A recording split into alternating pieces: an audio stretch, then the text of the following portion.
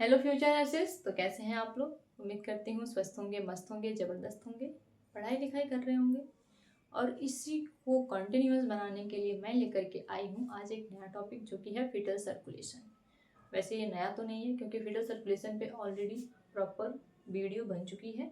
अगर आपको क्लियरली देखना है, डेफिनेशन से लेके introduction, structure, explanation, everything, so you can visit there. Otherwise यहाँ पे हम फीटल सर्कुलेशन, सिर्फ सर्कुलेशन देखेंगे, वो डायग्राम और चार्ट के माध्यम से। क्योंकि वो जो वीडियो बनी थी एक्चुअली वो बहुत हेल्पफुल है, बट मैंने सोचा कि आपको सर्कुलेशन, अगर आप जल्दी जल्दी में देख रहे हैं सिर्फ सर्कुलेशन, तो आपको कम से कम ये चार्ट और डायग्राम के अकॉर्डिंग समझ में आ जाए, ताकि आप उसको कंटेंट अपने अकॉर्डिंग लिख सकते हैं। तो चलिए देखते हैं।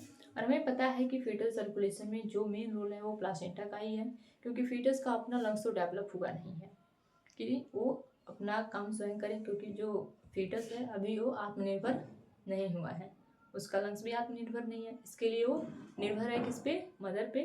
और मदर क्या करेगी, जो भी उसका ऑक्सीजनेटेड ब्लड होगा, जो भी न्यूट्रिएंट होगा, वो प्लासेंटा के थ्रू फीटस को भेज देगी। ठीक है, तो देखते हैं। तो यहाँ पे सबसे पहले ये बात है कि जो प्लासेंटा है, तो प्लासेंटा के पास दो आर्टरीज होती हैं, एक वेन होता है। ठीक है, तो प्लासेंटा क्या करता है, जो भी ऑक्सीजनेटेड ब्लड है, न्यूट्रिशन है, न्यूट्रिशियस एजेंट है, वो सब कुछ लेकर के वो क्या कर रहा है, अम्बलाइकल वेन के थ्रू जा रहा है लीवर तक। लीवर में आपको ये पोर्टल वेन दिख रहा है, right portal vein, left portal vein. यहाँ जो अम्बलाइकल वेन है वो क्या करेगा, जो भी चीज़ें लेकर के आया है वो इंफीरियर वेना कावा को ट्रांसफर करेगा, ताकि वो हार्ट में लेकर के जा सके। अब इसको ट्रांसफर करने के लिए इसको कनेक्शन चाहिए, जो कनेक्शन इसको प्रोवाइड करता है डक्टस वेनोसिस। सेम चीज आप यहाँ पे देखना, प्लासेंटा क्या कर रहा है, ब्लड न्यूट्रिशन जो भी चीजें लेके आ रहा है, अम्बलाइकल वेन के थ्रू वो लिवर को जा रहा है, ताकि वो इंफीरियर वेना कावा तक पहुंच सके। और उसके लिए बीच में उसको रास्ता प्रोवाइड कर रहा है डक्टस वेनोसिस। तो हम इंफीरियर वेना कावा तक पहुंच चुके हैं। इंफीरियर वेना कावा क्या कर रहा है, राइट एट्रियम को ब्लड ट्रांसफर कर रहा है, जो वो लेके आया है। अब राइट एट्रियम के पास ब्लड जा रहा है, तो यहाँ से इसको दो रास्ता मिल रहा है, क्योंकि यहाँ पे है आपकी ओपनिंग, एक टेम्पररी ओपनिंग होती है, जिसको हम बोलते हैं फोरामेन ओवेल, जो कि होता है एट्रिया के बीच में। राइट एट्रियम और लेफ्ट एट्रियम दोनों के बीच में जो ओपनिंग होती है, टेम्पररी ओपनिंग, उसको हम बोलते हैं फोरामेन ओवेल। तो अभी यहाँ तक हम आ गए हैं। अब यहाँ से अगर राइट एट्रियम में ब्लड ट्रांसफर कर रहा है इंफीरियर वेना कावा, तो यहाँ से जो नॉर्मल सिस्टमिक सर्कुलेशन है उसके थ्रू राइट वेंट्रिकल में ब्लड जाएगा, जो कि ऑब्वियसली यहाँ से राइट वेंट्रिकल में भी आएगा। इसके साथ क्या होगा, क्योंकि इसमें ओपनिंग है, तो राइट एट्रियम से फोरामेन ओवेल से होते हुए लेफ्ट एट्रियम में भी जाएगा।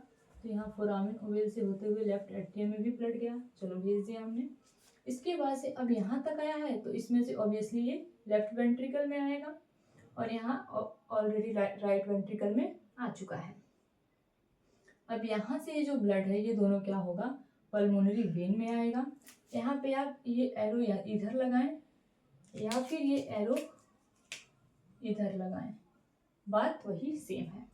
ठीक है, तो यहाँ से अब ये ब्लड कहाँ पे आ जाएगा, पल्मोनरी वेन में।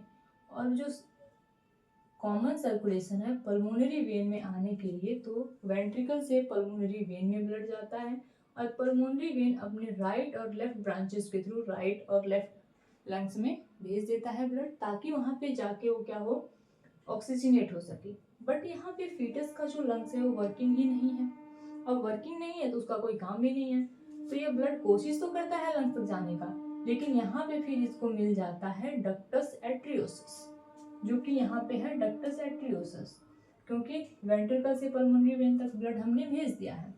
अब डक्टस एट्रियोसिस क्या करेगा, जो ब्लड लंग्स तक जाने वाला रहेगा उसको दोबारा से रास्ता दिखा देगा, कहाँ का, आर्च ऑफ एरोटा का। यहाँ पे आर्च ऑफ एरोटा में ब्लड आ जाएगा। अब आर्च ऑफ एरोटा बोलिए या फिर एरोटा बोलिए, क्योंकि सिर्फ एरोटा मतलब कि ये सारा एरोटा है, ये इसके पार्ट्स हैं। आर्च ऑफ एरोटा मतलब कि यहाँ से घुमावदार है।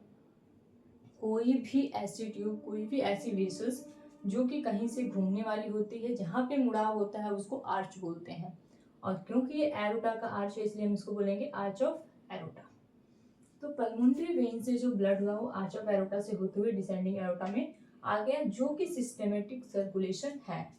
तो अभी हम आ चुके हैं यहाँ पे, डक्टस आर्टेरियोसिस से अलाउ किया, उसने एरोटा को भेजा, एरोटा से क्या हुआ, सिस्टेमेटिक सर्कुलेशन हो रहा है। अब ये ब्लड कहाँ आ गया, कॉमन इलियक आर्टरी में। ये होता है हमारा कॉमन इलियक आर्टरी। ये कॉमन इलियक आर्टरी के अब दो ब्रांच हैं, लेफ्ट कॉमन इलियक आर्टरी और राइट कॉमन इलियक आर्टरी। इन दोनों के अलग अलग ब्रांचेज हैं, एक्सटर्नल इलियक आर्टरी और इंटरनल इलियक आर्टरी।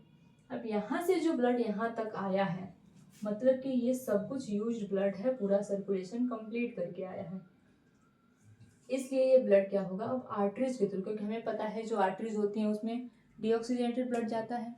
तो अब ये क्या कर रहा है, जो भी ब्लड आया था पूरे सर्कुलेशन में यूज हुआ है, वो ब्लड क्या हो रहा है, अब यहाँ से जो इलियक आर्टरी है, इंटरनल इलियक आर्टरी से मिल करके, और यहाँ से जो अम्बलाइकल आर्टरी है, ये ब्लड लेकर के दोबारा से प्लासेंटा में चला जाता है, ताकि उसको ऑक्सीजनेट करे और दोबारा से फिर से सप्लाई करे।